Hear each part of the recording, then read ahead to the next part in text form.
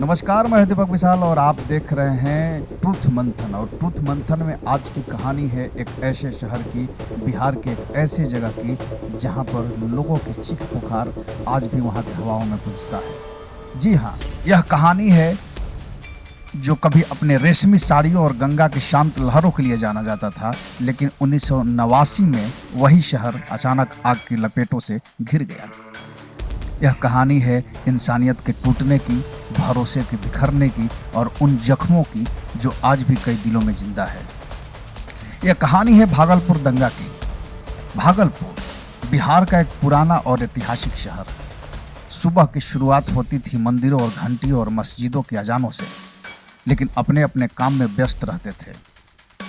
बाजारों में चहल पहल, गंगा किनारे सुकून और मोहल्लों में आपसी भाईचारा।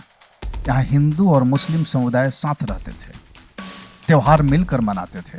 दिवाली हो या ईद, हर घर में खुशियाँ साझा होती थी। लेकिन इस शांति के नीचे कुछ तनाव धीरे धीरे पनप रहा था। वो वक्त था अक्टूबर 1989, जब देश में राम मंदिर आंदोलन जोरों पर था। जगह जगह रैलियां और जुलूस निकल रहे थे। भागलपुर भी इससे छूटा नहीं था। एक दिन एक जुलूस शहर की तंग गलियों से गुजर रहा था।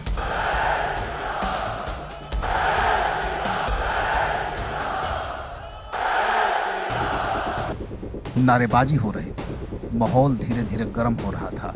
तभी अचानक किसी ने पत्थर फेंका। बस यही एक पत्थर था जिसने पूरे शहर को आग में झोंक दिया। पत्थरबाजी के बाद हालात बेकाबू हो गए। दोनों समुदायों यानी कि हिंदू और मुस्लिम के बीच हिंसा भड़क उठी। घरों को जलाया जाने लगा, दुकानों को लूटा गया और सड़कों पर खून बहने लगा। पुलिस और प्रशासन शुरुआत में हालात को संभालने में नाकाम रहे। कई जगहों पर तो आरोप लगे कि प्रशासन ने समय पर कार्रवाई नहीं की। सवाल ये उठता है कि क्या एक छोटे से पत्थर के फेंकने से ये पूरा दंगा भड़क गया, या पहले से ही कुछ इसके बीज बोए जा रहे थे। गांवों तक हिंसा फैल गई, खासकर एक गांव लोगाई, जहां जो हुआ वह इंसानियत को शर्मसार कर देने वाला था। लोगाई गांव में सैकड़ों लोगों की बेरहमी से हत्या कर दी गई। लाशों को खेतों में गाड़ दिया गया ताकि कोई सबूत न बचे।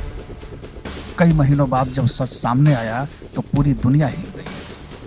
खेतों के नीचे दबी लाशें इस बात की गवाही दे रही थी कि नफरत कितनी खतरनाक हो सकती है। शहर में कर्फ्यू लगा दिया गया। जिस नफरत से लोगों को मारा गया था, उसको देखने से ऐसा लग रहा था कि ये किसी इंसान का नहीं बल्कि एक दानव, एक हैवान का काम है।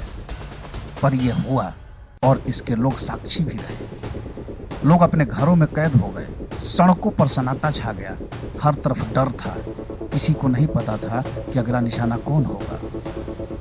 बच्चे अपने माता पिता से पूछते, हमने क्या गलती की है और क्यों नहीं पूछे, लेकिन किसी के पास जवाब नहीं था। दंगे कई हफ्तों तक चलते रहे। सरकारी आंकड़ों के अनुसार करीब 1000 लोग मारे गए, लेकिन कई रिपोर्ट्स में यह संख्या 2000 से भी ज्यादा बताई गई। सबसे बड़ा सवाल यह था कि क्या यह रोका जा सकता था। कई जांच रिपोर्ट्स में प्रशासन की लापरवाही और पक्षपात की बात सामने आई। दंगे खत्म हो गए, लेकिन जो टूट गया था वह था भरोसा। जो कभी साथ रहते थे अब एक दूसरे से डरने लगे। मोहल्ले बंट गए, दिलों में दीवारें खड़ी हो गईं। लेकिन इस अंधेरे में कुछ रोशनी की भी किरणें नजर आई। कुछ लोगों ने अपनी जान जोखिम में डालकर दूसरों को बचाया। एक हिंदू परिवार ने अपने मुस्लिम पड़ोसियों को घर में छुपाकर बचाया। एक मुस्लिम युवक ने घायल हिंदू बच्चे को अस्पताल पहुंचाया। ये छोटी छोटी कहानियां बताती हैं कि नफरत के बीच भी इंसानियत जिंदा थी। पर ये नफरत फैलाने वाले थे कौन? सवाल ये उठता है कि क्या इस तरह के नफरत देश के अलग अलग हिस्सों में जो हो रही है उसके जिम्मेवार कौन?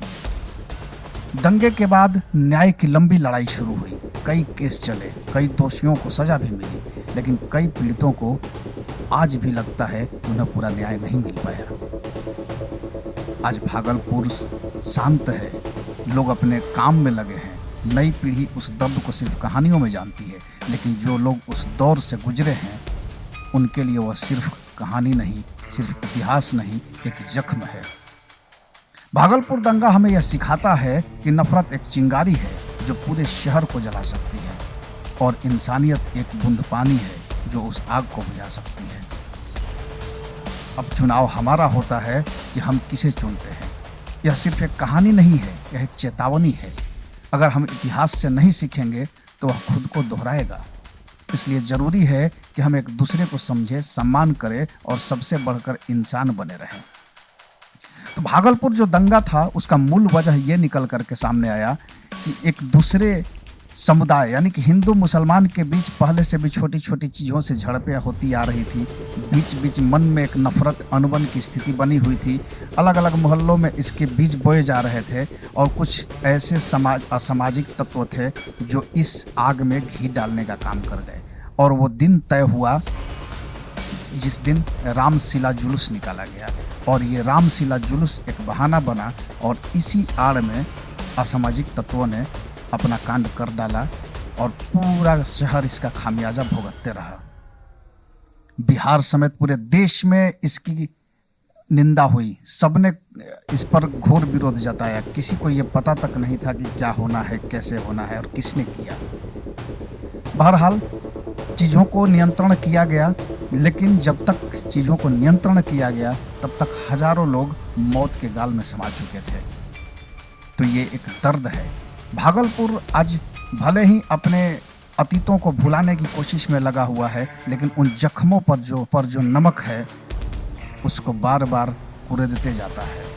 उस अतीत के पन्नों में डूबा हुआ हर उस पीड़ित परिवार है जो आज भी कहीं ना कहीं अपने न्याय की तलाश में है। पूरी घटना को समझने में वक्त लग गया, लेकिन आज तक ये समझ नहीं आया कि ये दंगा हुआ ही क्यों। क्योंकि इस दंगे में सिर्फ मुस्लिम और सिर्फ हिंदू नहीं, इस दंगे में इंसानियत भी मारी गई थी। रामशिला जुलूस देश के तमाम जगहों पर हो रहा था, अलग अलग हिस्सों में चल रही थी, और इस रामशिला जुलूस के वेदी पर अगर कोई दंगे का बीज बोया गया तो वह था भागलपुर। देश में इससे बड़ा दंगा अब तक नहीं हुआ था जितना बड़ा दंगा यहाँ हुआ, जितना बड़ा सामुदायिक हिंसा हुई और जितने लोगों का कत्लेआम किया गया। लोगाई गांव आज भी उस दर्द को नहीं भूल पाया जहाँ पर सैकड़ों लोगों को दफना दिया गया था। आज भी वहाँ की धरती चीख चीख कर कहती है कि इस धरती में उन मासूमों का रक्त बहा हुआ है जिनकी कोई गलती नहीं थी। आज भी वो धरती चीख चीख करके कहती है कि जिन मासूमों के खून से उसको सींचा गया उनकी कोई गलती नहीं थी। छोटे छोटे बच्चे, बुजुर्ग, महिलाएं, इन सबको मार डाला गया। तो क्या ये इंसानियत के रूप में नरभक्षी बैठे हुए थे? सवाल लोगों के ज़हन में आज भी उतना ही कौतूहल से गूंजता है जितना उस वक्त था। जवाब आज भी उतना ही खाली है जितना उस वक्त था, क्योंकि इस दंगे की शक्ल को किसने अंजाम दिया आज तक ये रहस्य बना हुआ है। तो कहानी सिर्फ सुनने के लिए नहीं होती है, उसे समझने और सीखने के लिए होती है कि हमारे अतीतों में जो घटित हुई हैं उसको हम भविष्य में फिर से ना दोहरा पाएं। इसलिए हमें इंसानियत के राह पर चलना होगा और हमें इंसान बनना होगा। बहरहाल आज के लिए इतना ही। तो ये थी भागलपुर दंगे की इनसाइड स्टोरी, और हम ट्रुथ मंथन में अलग अलग कहानियों को लेकर के आते रहेंगे। आप हमारे साथ बने रहिए, और इस कहानी को से जुड़े कोई भी तथ्य आपके नज़र में हो तो आप कमेंट बॉक्स में ज़रूर बताइए, और ये भी लिखिए कि आप ये स्टोरी कहाँ से देख रहे हैं, क्योंकि हमें आपके आसपास में भी अगर इस तरह की कोई घटना या कोई जानकारी छुपी हो तो आप हमें ज़रूर बताइएगा। और साथ ही साथ हमारे YouTube चैनल को फॉलो कर लीजिए, क्योंकि अब इसमें बिहार और देश के तमाम जगहों से, अलग अलग हिस्सों से अलग अलग तरह की कहानियाँ देखने को मिलेगी। और साथ ही साथ हम उस हर रहस्य से पर्दा उठाएंगे, हर उस क्राइम स्टोरी पर काम करेंगे जिसको लोगों ने अतीत में भुला दिया। तो दीजिए इजाज़त, नमस्कार।